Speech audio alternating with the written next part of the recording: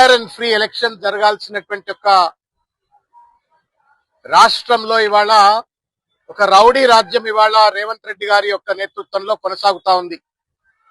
ఎక్కడికక్కడ ఇవాళ కాంగ్రెస్ పార్టీ ఓడిపోతుంది అనేటువంటి ఒక భయంతో రేవంత్ రెడ్డి గారి యొక్క బూతు పురాణాలతో ప్రచ్చరిల్లినటువంటి ఒక ఇవాళ కాంగ్రెస్ పార్టీ శ్రేణులు కొంతమంది ఇవాళ మంత్రులు అనేటువంటి ఒక కనీస ఔచిత్యం లేకుండా ఇవాళ నిన్న గౌరవనీయులు మాజీ మంత్రివర్యులు మల్లారెడ్డి గారి పైన దాడి చేసే ప్రయత్నం చేసిండ్రు.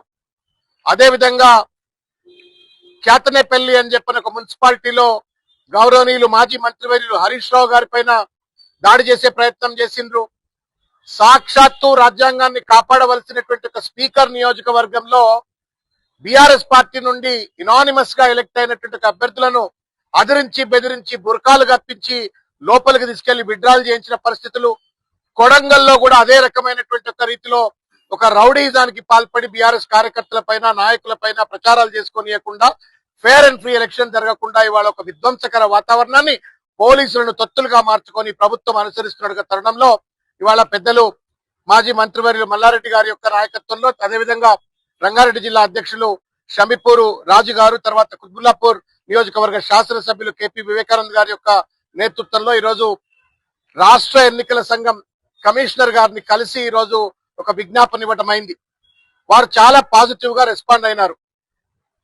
మేడ్చల్ జిల్లా అధ్యక్షులు వజ్రేష్ యాదవ్ గారు స్వయంగా మల్లారెడ్డి గారి పైన ఇంట్లో ఉండగా ఆయన పైన దాడి చేసే ప్రయత్నం చేస్తే అడ్డుకునే ఎందుకు వచ్చినటువంటి ఒక కార్యకర్తల పైన రాళ్లతో కొట్టి తలకాయలు మలగొడుతుంటే పోలీసులు అక్కడ ఉన్నటువంటి ఒక ఏసీపీ తర్వాత సర్కిల్ ఇన్స్పెక్టర్ చోద్యం చూస్తూ ఆ గ్రౌడీజం చేస్తున్నటువంటి వాళ్లకు వత్తాసు పలికినట్టుగా వ్యవహరించారు అని చెప్పని వీడియోలలో మొత్తం ఫోటోగ్రాఫ్స్ అన్ని కూడా వారి దృష్టికి తీసుకెళ్లాము.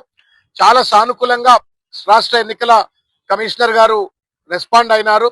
సంబంధిత ఏసీపీ పైన తర్వాత సిఐ పైన తగు చర్యలు చేపడతాము, విచారణ తీసుకుంటామని చెప్పడం అయింది.